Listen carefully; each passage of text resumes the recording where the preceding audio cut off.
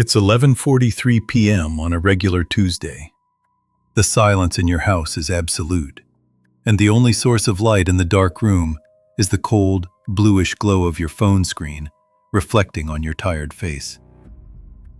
You aren't looking for anything in particular, just dragging your thumb up in a hypnotic trance, scrolling through an endless feed of lives that aren't yours. Suddenly, your finger stops. A photo captures your attention, and in a fraction of a second, something physical happens inside you. It's a former college classmate, or maybe a distant acquaintance from your hometown, or even an influencer your age. In the image, he's holding the keys to a newly bought imported car, or announcing the sale of his startup for millions, or smiling with perfectly white teeth on a yacht in the Maldives, next to someone who looks sculpted by Renaissance gods. Immediately, before you can even formulate a rational thought, your stomach drops. An invisible anchor, heavy and ice cold, plummets into the center of your chest. Your breath gets subtly shorter, and a fog of inadequacy takes over the room. You look away from the screen, stare at the stained ceiling or the bland wall of your bedroom, and a voice whispers, not with anger, but with a lethal resignation, "I've been left behind." The feeling that time is slipping through your fingers, that you are a mere extra in your own narrative, while everyone else around you seems to have received the script for success that you never read. You revisit your choices, your silent failures, your bank account balance, and you feel a deep, paralyzing shame. That tightness in your chest, my dear neural architect, that silent asphyxiation that makes you question the value of your own existence at 3 a.m, is one of the most universal and destructive pains of the modern experience. And I know exactly what it's like to be trapped in that dark well, because our entire society was designed to keep us there, looking up, desiring the light that hits other people's faces. But you are not broken for feeling this. You are not a failure. If you want to understand the hidden code behind this internal sabotage, if you want to discover how to hack your own biology to break out of this torturous cycle of inferiority, and finally focus on building your own silent empire, you need to subscribe to the Mr. Nan channel right now. We don't do cheap self-help around here. We dissect human behavior with the precision of a surgeon and hand you the exact map to take back control of your mind. Today's video is your letter of emancipation. To start unraveling this maze, the first thing you need to do is drop that moral whip you've been beating your own back with for years. The guilt you feel for envying others' success, the shame of feeling like an imposter, the burden of thinking you have a character flaw or that you're simply lazy and incapable. Throw all of that in the trash right now. What is happening to you is not a moral failing. It's not petty jealousy, and it's not weakness of spirit. What is happening to you is evolutionary biology in its rawest, most atavistic, and ruthless state.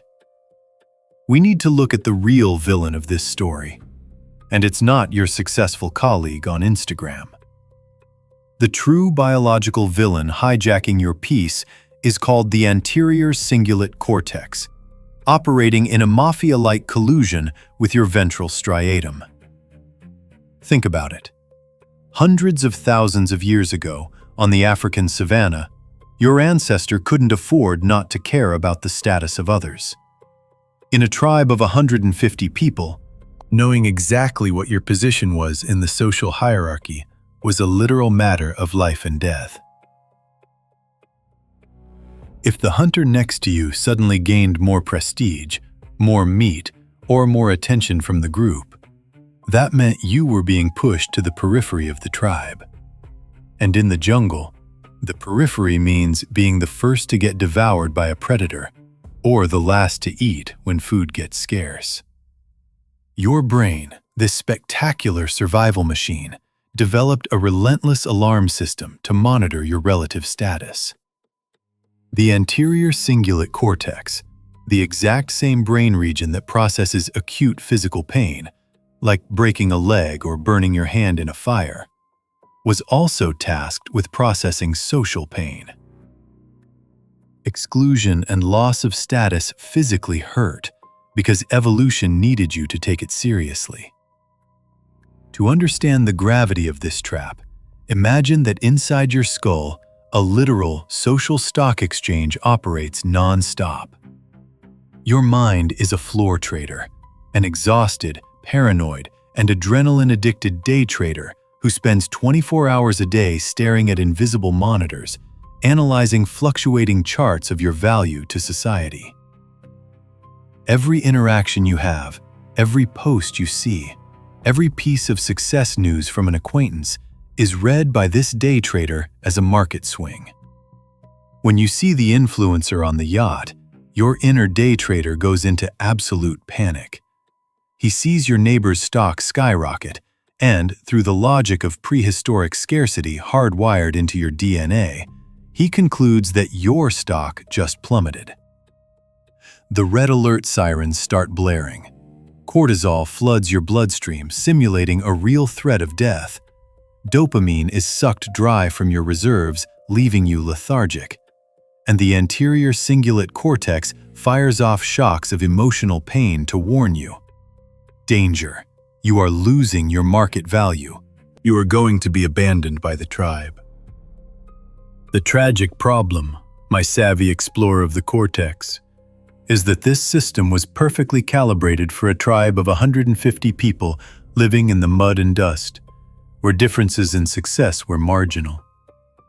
The most successful person in the tribe maybe had 2 more spears than you. But today, we hijacked this primitive machinery and threw it into the middle of a global digital panopticon. You are no longer comparing yourself to the hunter in the hut next door. Algorithms are forcing your poor inner day trader to compete in real time with Silicon Valley billionaires, genetic prodigies of beauty, teenage tech geniuses, and hyper-curated, filtered avatars that don't even represent real human beings. It's a psychological arms race that's impossible to win. The social stock exchange has gone insane. Success inflation has destroyed your perception of reality, and your brain is in a perpetual state of panic crisis, interpreting the unreal wealth of others as your own imminent threat of starvation. How, then, do we disable the sirens of this delirious stock exchange? The solution isn't simply telling yourself to stop caring, because trying to convince your limbic system with logic is like trying to stop a runaway train using polite arguments. We need a direct hardware intervention protocol, a re-engineering of your behavioral triggers. The first move on this chessboard is to establish a state of absolute referential quarantine. If algorithms are the steroids feeding your evolutionary paranoia, you need to cut off the supply at the root. That means, from the moment you close this video, you are going to initiate a ruthless purge of your information supply lines. Every profile, every channel, every account that upon viewing triggers that micro-twinge in your stomach or alters your breathing must be obliterated from your field of vision. No intellectual justifications like, "Oh, but they inspire me." If it makes you feel stagnant, if it negatively activates your anterior cingulate cortex, you cut it. By doing this, you are essentially ripping the monitors away from your inner day trader. You are creating a vacuum of comparative social stimulus. In the first few days, the silence will be deafening. I predict exactly what's going to happen to you.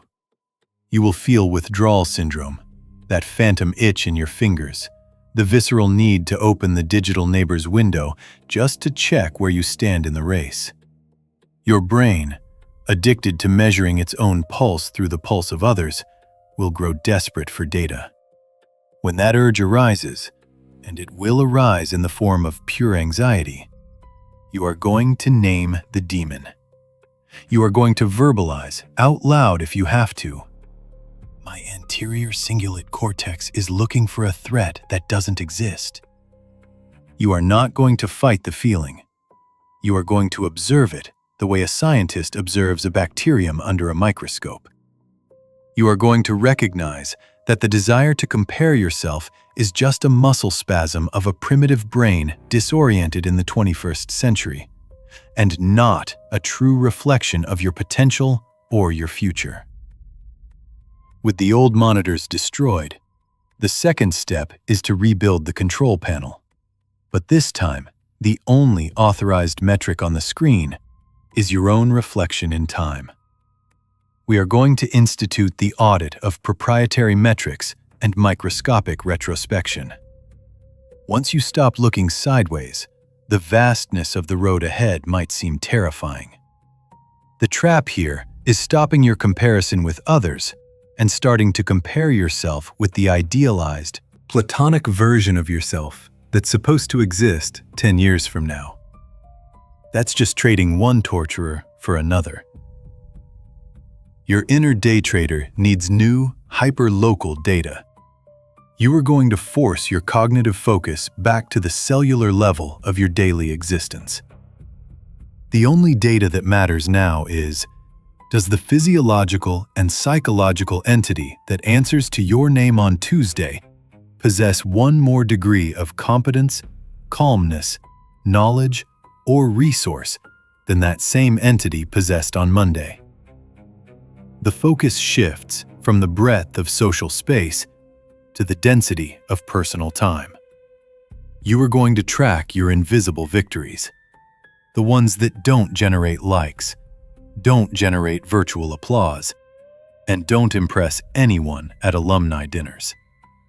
You are going to celebrate refusing to eat that sugar at 11 p.m., the decision to read 10 pages of Stoic philosophy instead of consuming digital gossip, the choice to answer a difficult email instead of procrastinating.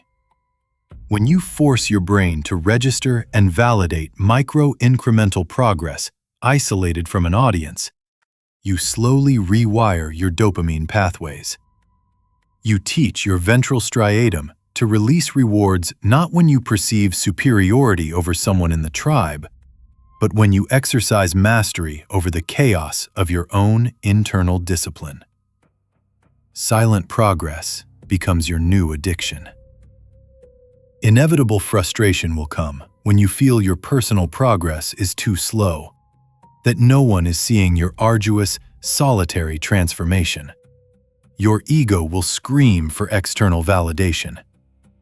When that desert feels too vast, remember that deep foundations are dug in the dark. The strongest roots grow under heavy earth, far away from the hungry eyes of the world. Impatience is just the phantom echo of that old comparison wanting to come back to life.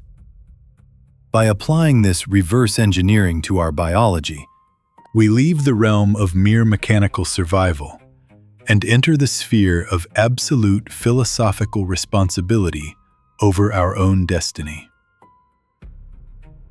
Think painfully lucidly about the trajectory of your life if you don't stop this bleeding right now. Imagine yourself 10, 15, 20 years from now. You wake up in the same bed, the weight of that same anchor still tied to your chest, maybe now encrusted, an integral part of who you are. Your face is more lined, your shoulders more hunched, and your mind is a graveyard of unstarted projects and aborted dreams because you were too busy watching other people build their monuments. You will have spent the unrepeatable miracle of your existence as an avid consumer of other people's victories. living a life that is merely a faint, resentful echo of the voices around you. The ultimate tragedy of comparing yourself isn't losing the race against someone else. It's never having even started your own race, getting lost on the way to a horizon you didn't draw. Conversely, visualize the timeline where you enforce the ruthless quarantine today. 10 years in the future, the silence that once terrified you has become your sanctuary. You wake up, and the social stock exchange has gone permanently bankrupt and closed down inside your mind. The building is abandoned. The screens are dark. You don't feel the slightest curiosity about what your neighbor is doing because you are absolutely submerged, fascinated, and obsessed with the masterpiece you are carving in secret. You rebuilt your mind brick by brick in the dark. You cultivated your skills without the pathetic need for premature applause. And, by focusing microscopically on your own axis of evolution, you developed a density of character and a gravitational pull that now attracts everything that is yours by natural right. You are no longer running alongside anyone. You are drawing the map that others will try to copy in the future.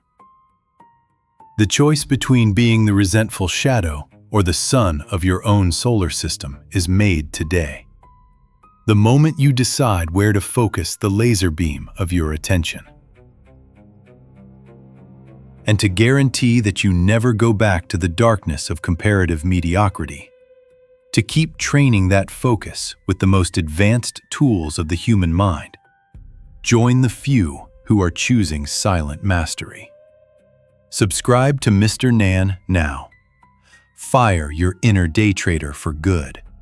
Declare the bankruptcy of that maddened stock exchange, and take, this exact second, the first solitary and liberating step toward building the only empire that truly matters. Your own bulletproof mind.